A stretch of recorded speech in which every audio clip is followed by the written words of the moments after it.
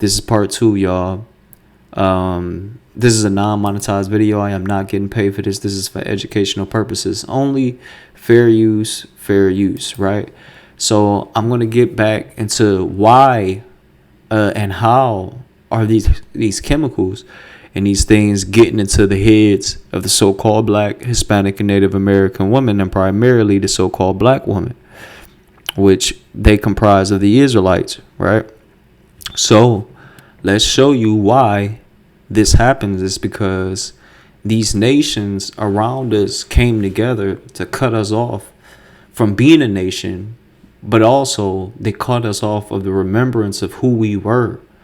And that comes with a lot of things. If you don't know who you are, you're not going to know not to do things that are not of you.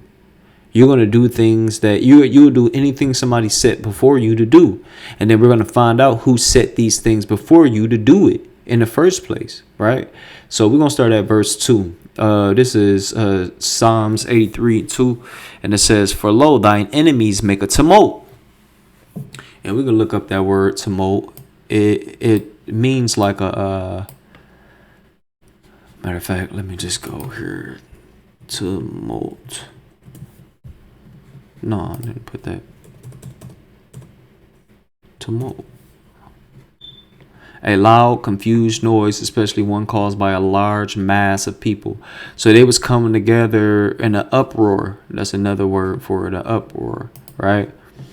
And it said, and it says, "For lo, thine enemies make an uproar," or a tumult, "and they that hate thee," because these are our enemies and they hate us, "have lifted up the head," meaning they are done with this. They are finally now about to stand up on something. Because, typically people who not about to stand on nothing, they'll keep their head down. But somebody who's fed up and they're about to do something, they'll lift their head up, like as a sign of, I'm tired of this shit, basically, right? So that's what our enemies was on. They was tired of us ruling over them. So what did they do? They took upon themselves a crafty counsel. They came together and they spoke behind our backs and came up with a plan. Now in verse 3 it says, "They have taken crafty counsel against thy people." So they have came together and they have created a plan against our people, and they consulted against thy hidden ones. So they consulted against certain, matter of fact, they have consulted against our people, Salakia. Something just came over me about this. But I'm going to move on, y'all, so we can get to the point. Verse 4, "They have said, come and let us cut them off from being a nation," right? They said, come, let us cut them off from being a nation. So the things that we had done in our previous rulership and just our previous traditions that we once held, we no longer will be doing anymore. And that's dealing with our hair, our bodies, our food, what we consume, our medicines, how we grew food, all of these different aspects of us that made us a nation, that made us a great one at that too. But it says, "They have said, come and let us cut them off from being a nation, that the name of Israel may be no more in remembrance." So they wasn't just talking about in remembrance just to us. They were saying to everybody else too, because they didn't want nobody to know who Israel was. And that's for a future setup for the Amalekites to come and set themselves up as the people. And they were given this time to put wickedness on the earth, because the earth was given into the hands of the wicked, which is Esau, Edom. Now, verse 5, "For they have consulted together with one consent. They're confederate against thee." Now, these are all of the people. They came together and they spoke to one another, and they came to one conclusion, that they were all against us. And they in their mind, they're like, man, you know what? Fuck this. We about to come. We about to take over. And it ain't going to be nothing they can do about it, because we all about to come down on them, right? And guess who's at the top of the list? The tabernacles of Edom, right? and the Ishmaelites, right? And the Ishmaelites are the so-called Arabs. They're the ones who are at your gas stations that's selling you Black and Miles, that's selling you the cigarettes, and they own some of your liquor stores, and they selling Jake this poisonous liquor and poisonous wine now, this defiled wine and hard drink and all that. And of Moab, right? Moab is the typical one who runs your so-called beauty supplies, Jake. And all these people have a cahoots. Now Ishmael is starting to, I seen Ishmael got a little, Salakia, y'all, my bad. I seen Ishmael had a little bit of like he started getting his stakes in the hair business and stuff. I seen him trying to open up some shit.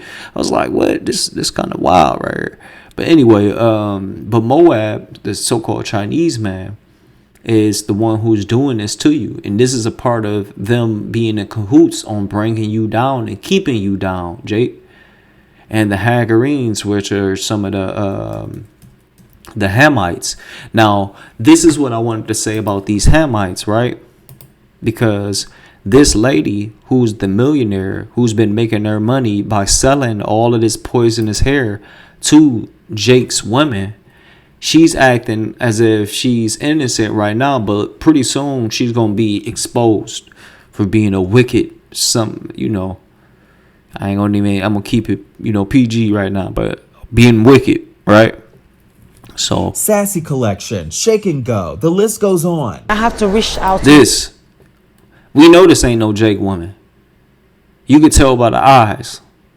And then plus she said she was a millionaire. Jake, because she created this whole place. Now look, it's Jake women that's working here in this establishment, but the owner ain't gonna be no Jake woman. Hell no.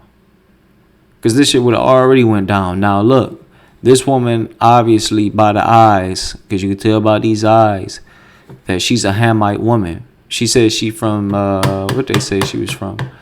She's Senegalese or something like that, right? So she's a Hamite. But anyway, let's keep it going. My suppliers, and they give me document to confirm that their hair was safe.